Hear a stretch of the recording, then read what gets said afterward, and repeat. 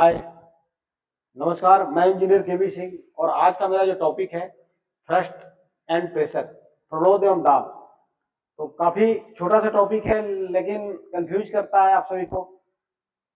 दैनिक जीवन में हम बहुत सारे एग्जांपल्स देखते हैं जिसमें बोलते हैं कि अरे जोर से दबा दिया, दबाव ज्यादा था।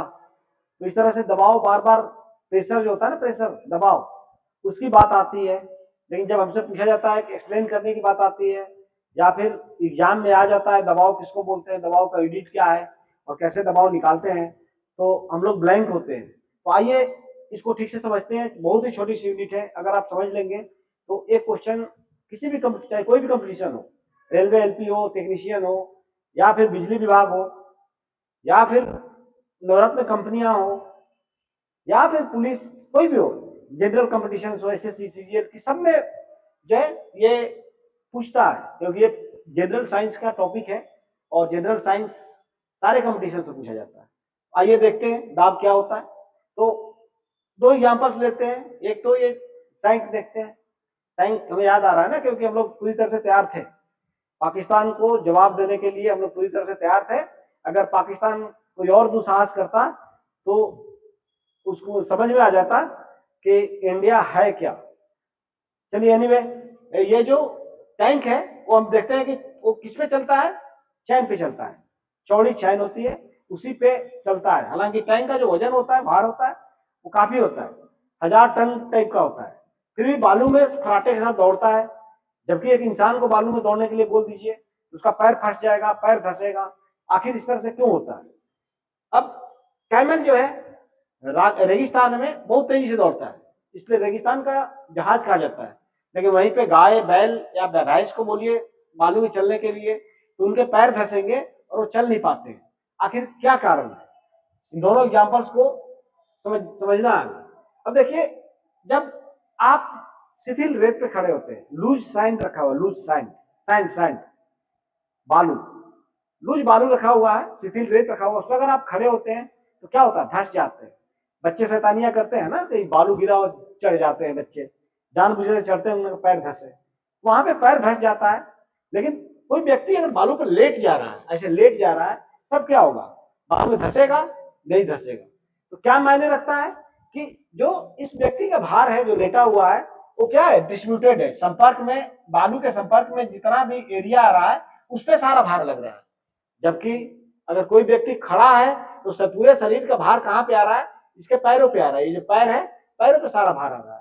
इसलिए यहाँ पे जो भार आ रहा है वो पूरे शरीर का है, जिसको कि हम लोग बोलते हैं थ्रस्ट, थ्रस्ट, थ्रस्ट बोलते हैं, या फिर हिंदी में बोलते हैं प्रणोद, थ्रस्ट या प्रणोद। ठीक है, तो ये होता क्या है? किसी वस्तु की सतह के लंबवत लगने वाली बल को प्रणोद करते हैं।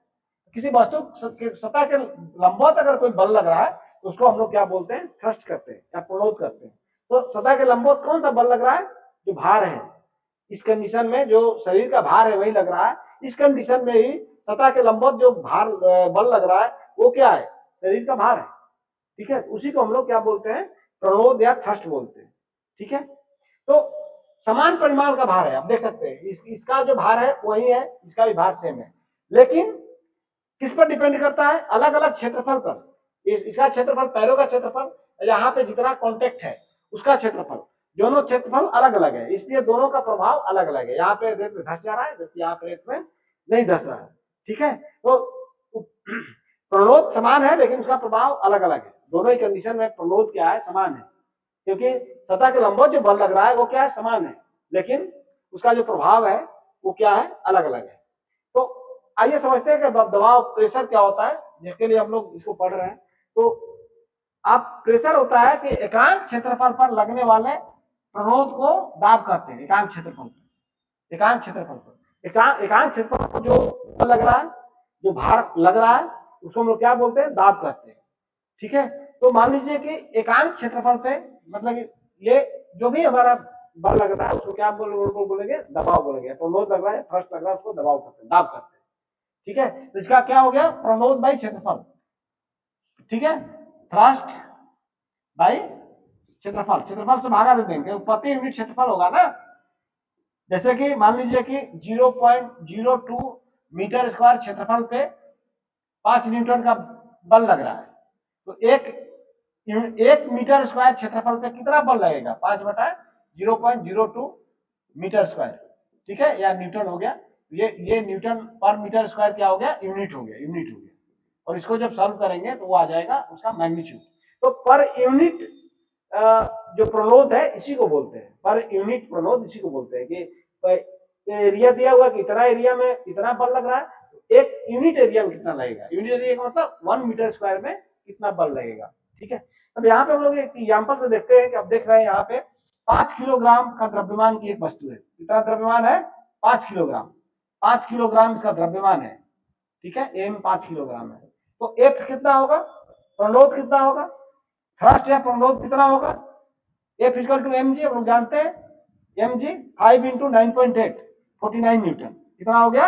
F equal to M G, M into G कितना हो जाएगा? 5 इंटू 9.8 होता है, जी का मान वो पढ़ चुके हैं, 49 न्यूटन हो गया, ठीक है। अब देखते हैं दो कंडीशन में, ये जो गुटका है खड़ा है और ये अड़ा है, मतलब लेटा हुआ है और ये खड़ा है। तो वैसे कंडीशन में यहाँ पे जो गुटका जमीन के साथ टच कर रहा है, सरफेस के साथ टच कर रहा है, उसका क्षेत्रफल कितना है? 0.02 इंटू मीटर में हो गया, मीटर में 0.02 मीटर इंटू 0.10 20 सेंटीमीटर है। मीटर में हम लोग कन्वर्ट करेंगे तो 100 से भाग दे देंगे, 100 से भाग दे देंगे, इसलिए 0.020 हो गया। और 10 सेंटीमीटर इसकी चौड़ाई है, इसलिए 10 में 100 से भाग दे दिए, 0.10 मीटर हो गया, क्योंकि सेंटीमीटर में 10 सेंटीमीटर है, इसलिए मीटर चेंज कर दिया, 0.02 मीटर स्क्वायर हो गया। तो दबाव मैंने बताया है क्या था? थ्रस्ट बाई क्षेत्रफल या प्रणोद बाई क्षेत्रफल।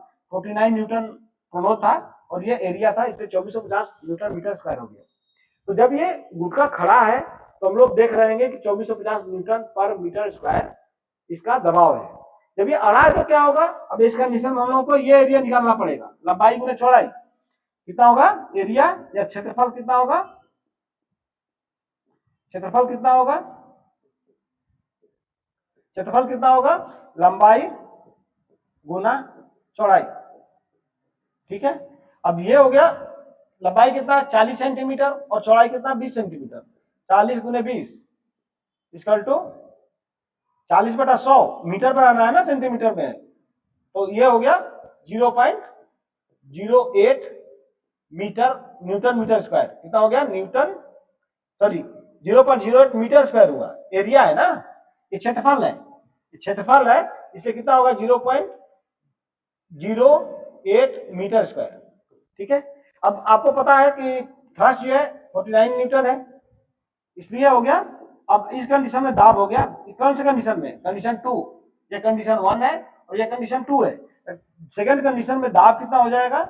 ये क्या हो जाएगा? थ्रस्ट बाई क्षेत्रफल, प्रणोद बाई क्षेत्रफल, ठीक है। ये हो गया 49/8, 0.08, ठीक है। ये हो गया। अब ये इसका जब हम लोग निकालेंगे तो कितना होगा? 48 101 अप्रोक्सीमेटली न्यूटन पर मीटर स्क्वायर होगा।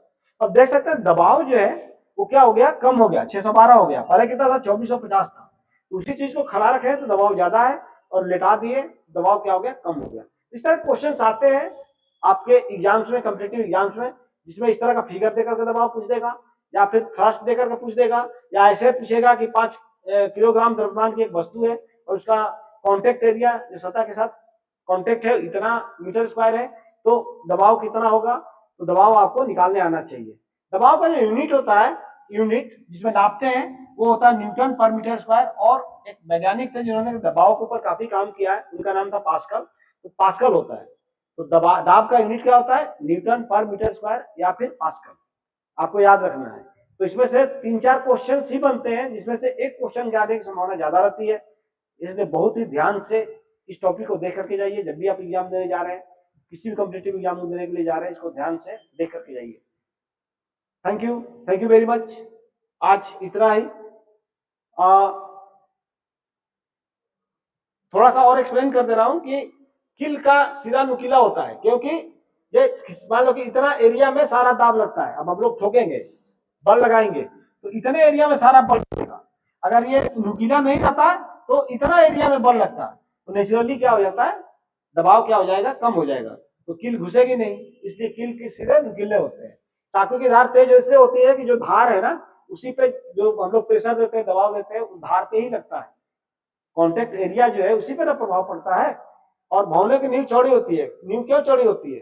नींव इसलिए चौड़ी होती है कि गिरेगा नहीं, दबाव जो है ना उस पर नहीं रहेगा, इसलिए कभी धसेगा नहीं, इसलिए भौनों की चीड़ नींव क्या होती है, चौड़ी होती है। तो आज के क्लास में इतना ही।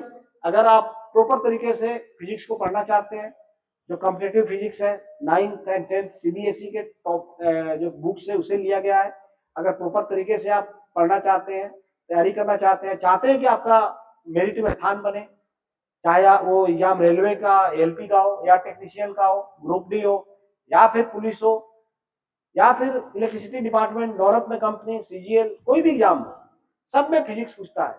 भौतिक विज्ञान, जनरल साइंस से क्वेश्चन आते हैं। ऑलरेडी अम्बे ग्लोबल एकेडमी पे फिजिक्स, न केवल फिजिक्स बल्कि बायोलॉजी, केमिस्ट्री, मैथ, रीजनिंग सभी तैयारियां कराई जा रही है। तो आप इस गूगल प्ले स्टोर से अम्बे ग्लोबल एकेडमी ऐप को डाउनलोड कर करके उसका सब्सक्रिप्शन ले लीजिए।